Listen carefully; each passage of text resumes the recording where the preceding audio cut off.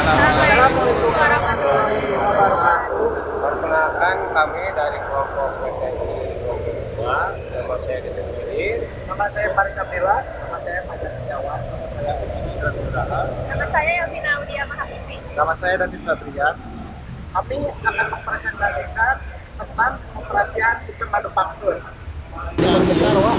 Langkah pertama yang harus dilakukan saat pengoperasian sistem manufaktur adalah kerangka dasar perencanaan dan pengendalian produksi. Nah, di sini ada skema dan siklus perencanaan dan pengendaliannya. Yang pertama, kita harus menetapkan rencana standar. Lalu melaksanakan rencana yang sudah direncanakan tadi, dan saat pelaksanaan akan terlihat apa yang kurang dan apa yang salah. Di situ kita melakukan evaluasi, apakah harus ada rencana baru atau harus ada rencana yang diperbaiki. Nah, setelah itu bisa dilaksanakan kembali dan kembali dievaluasi setiap periodenya. Lalu yang selanjutnya adalah jenis perencanaan produksi. Ditinjau dari jangkauan waktunya menurut Gibson et al. Tahun 1995. Yang pertama, perencanaan jangka panjang atau long term planning. Jangkauan waktu ini tuh sedikitnya 1 tahun, biasanya 5 tahun atau lebih. Bersifatnya strategis. Biasanya si perencanaan jangka panjang ini dibuatnya oleh manajemen ke atas. Lalu yang kedua ada perencanaan jangka menengah, yaitu medium term planning. Jangkauan waktunya lebih pendek, biasanya dibuat oleh manajemen menengah. Lalu yang ketiga ada perencanaan jangka pendek, yaitu short term planning. Di sini sangat pendek, bahkan harus sampai pada periode harian. Sebagai ilustrasi dari keterkaitan dari ketiga jenis yang tingkat perencanaan tadi, di sini kita akan menampilkan contoh perencanaan jangka panjang, jangka menengah, dan jangka pendek beserta contohnya. Di sini seperti terlihat dalam tabel, perencanaan jangka panjang itu dibuat 5 tahun ke depan dan dibagi per tahunnya. Kita ambil dulu dari tahun pertama. Tahun pertama itu ada 100.000 unit, itu untuk target penjualannya. Lalu di perencanaan jangka menengah dilanjutkan per kuartal. Per kuartalnya itu adalah 3 bulan. Jadi di dalam 1 tahun itu mereka harus memenuhi 100.000 unit seperti yang di jangka panjang tadi. Nah, selanjutnya dari penjabaran rencana jangka menengah menjadi rencana operasional. Setelah menengah tadi, lalu dilanjutkan dengan rencana bulanan. Di sini rencana bulanan diambil per kuartal, yaitu 3 bulan. Tadi per kuartal satunya itu disebutkan harus ada 20.000 unit. Maka dari itu di bulan pertama harus ada 6.000, di bulan kedua 7.000, di bulan ketiga 6.000. Lalu diturunkan lagi menjadi per minggunya, harus ada 6.000 unit per bulannya. Lalu setelah itu dilanjutkan lagi ke rencana harian yang lebih spesifik, yaitu per hari. Dalam minggu pertama mereka harus melaksanakan atau memproduksi 1.000 unit. Oleh karena itu akan dibagi menjadi 5 hari, yaitu 200 unit per harinya. Baik, saya akan melanjutkan pemateri kedua, yaitu mengenai keterkaitan vertikal. Keterkaitan vertikal secara lebih spesifik dan penjabaran keterkaitan vertikal terbagi menjadi 3 jenis tingkatan, yaitu front end, engine, dan back end. Front end merupakan rangkaian kegiatan dalam sistem produksi yang dijadikan dasar bagi kegiatan operasional produksi dalam pembentukan produk. Berdasarkan strategi fungsional, terbentuk jadwal induk produksi, yaitu Master Foundation Schedule atau yang bisa disebut MPS, yang meliputi 1. Peramalan manajemen permintaan, yang kedua jadwal induk produksi atau MPS. Engine, yang kedua, engine merupakan rangkaian sistem produksi untuk menjabarkan jadwal untuk induk produksi dalam perencanaan penggunaan material dan kapasitas mesin yang diperlukan. Ada 3 rangkaian kegiatan ini, yaitu antara lain 1. Detail perencanaan material, yang kedua detail perencanaan kapasitas, yang ketiga rencana material dan kapasitas. Yang ketiga yaitu back end. Back end menggambarkan sistem pelaksanaan atas perencanaan rinci yang telah dibuat. dalam pelaksanaan terdapat material atau komponen yang dapat didatangkan dari luar sistem atau dibeli. Maka terdapat dua kegiatan pokok, yaitu sistem rantai produksi dan juga sistem pemasok. Nah, di sini ada tabel mengenai keterkaitan vertikal, yaitu demand management. Demand management di sini itu meliputi production planning dan master production schedule yang dibantu oleh resource planning dan roadmap capacity planning yang biasa disebut dengan kapasitas yang berkaitan dengan peralatan dan material. Nah, di bawah master production schedule itu ada material requirement planning, bill of material, dan routing file, dan juga inventory control. Nah, untuk di routing file itu ke bawah detail capacity planning, secara detailnya kapasitas itu seperti apa, dan untuk material requirement planning itu ada time based requirement record. Nah, dilanjut ke material capacity planning. Nah, untuk material itu kapasitasnya seberapa untuk membuat planning agar tidak terjadi kesalahan order. Selanjutnya itu ada processing, pembelian, dan ada release order. Di release order ini yaitu pesanan nyata. Kalau emang udah ada fix kebutuhan yang diperlukan, bisa diorder langsung. Untuk yang terakhir itu back end ada slow flow control. Slow flow control biasa disebut yaitu kontrol produksi penyediaan. Penyediaan di sini yaitu berupa barang. Dan untuk vendor follow up system, biasanya ini lebih ke follow up material pada customer. Nah, di sini juga ada inventory file. Inventory file ini meliputi show flow control dan vendor follow up system. Selanjutnya itu siklus perencanaan dan pengendalian produksi. Perencanaan dan pengendalian produksi terkait dengan faktor-faktor produksi sebagai berikut. Yang ke satu, manusia, man. Yang kedua, material. Yang ketiga, mesin atau peralatan atau bisa disebut equipment. Yang keempat itu metode dan manajemen. Yang kelima itu modal. Metode perencanaan dan pengendalian produksi. Metode pengendalian produksi yang telah dikembangkan dapat diidentifikasi sebagai berikut. Satu, metode klasik atau tradisional atau yang bisa disebut classical production control. Yang kedua, metode perencanaan kebutuhan material atau yang bisa disebut MPR. Yang ketiga, metode pengendalian produksi tepat waktu yang biasa kita sebut just in time inventory control atau JIT.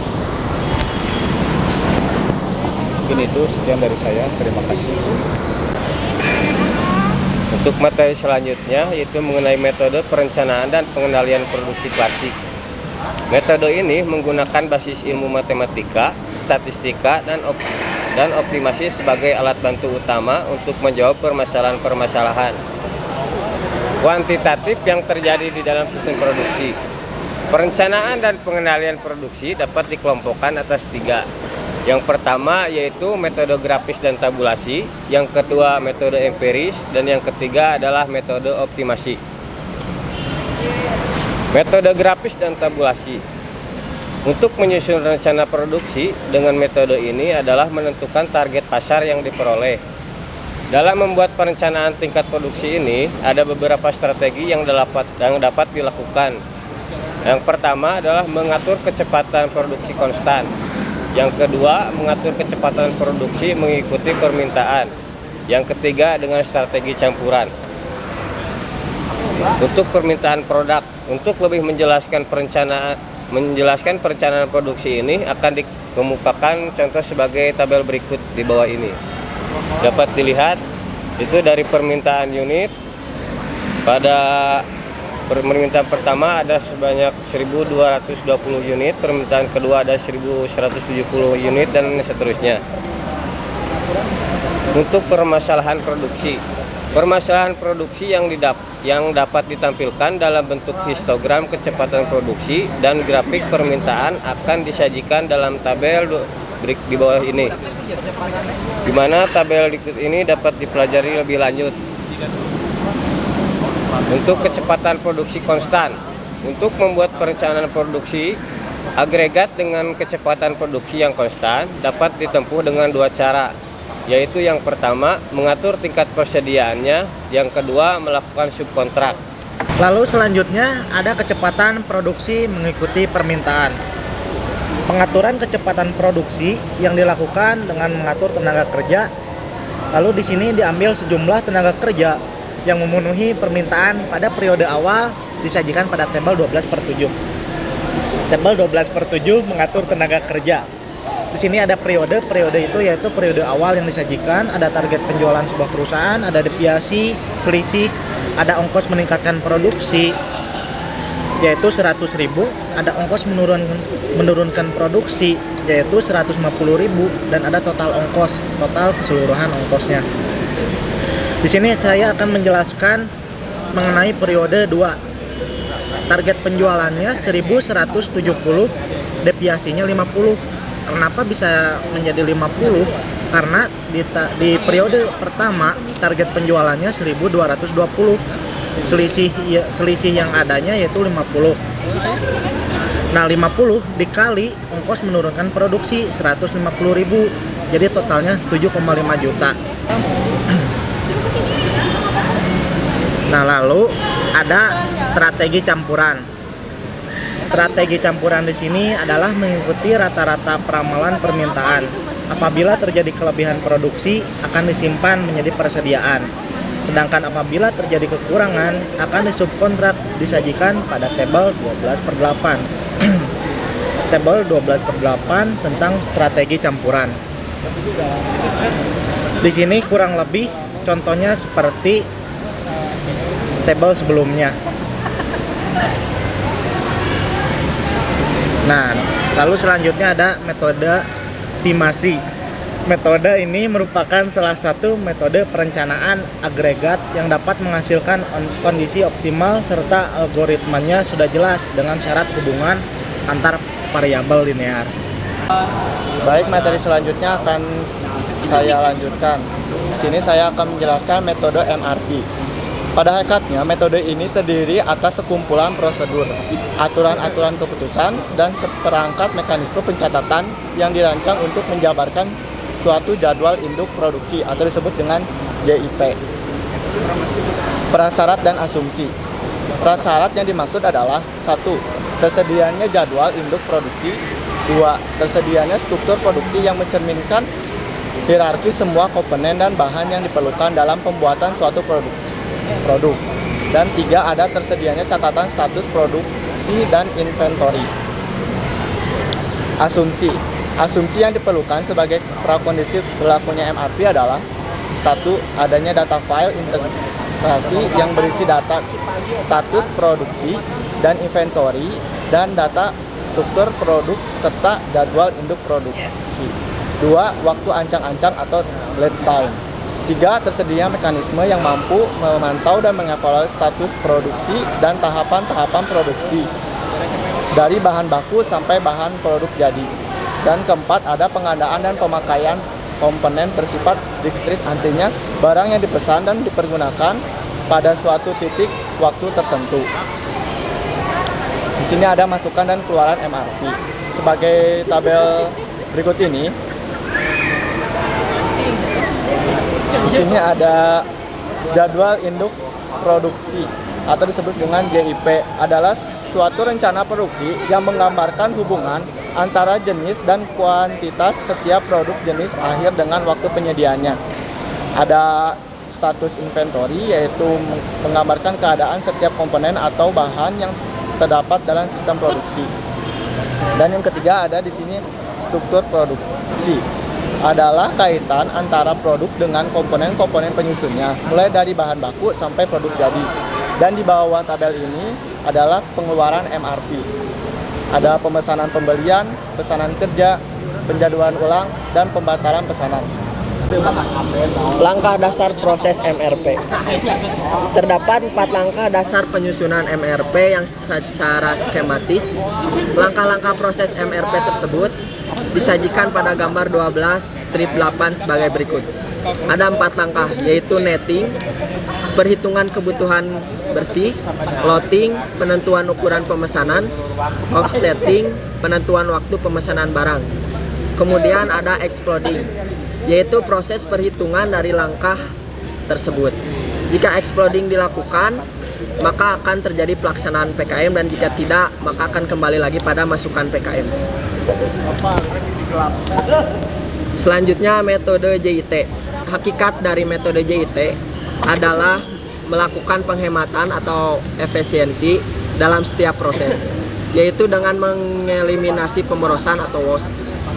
Prinsip dasar dari metode JIT adalah memproduksi atau menyediakan barang sesuai dengan sejenis yang diperlukan, sejumlah yang diminta, dan diserahkan pada saat membutuhkan.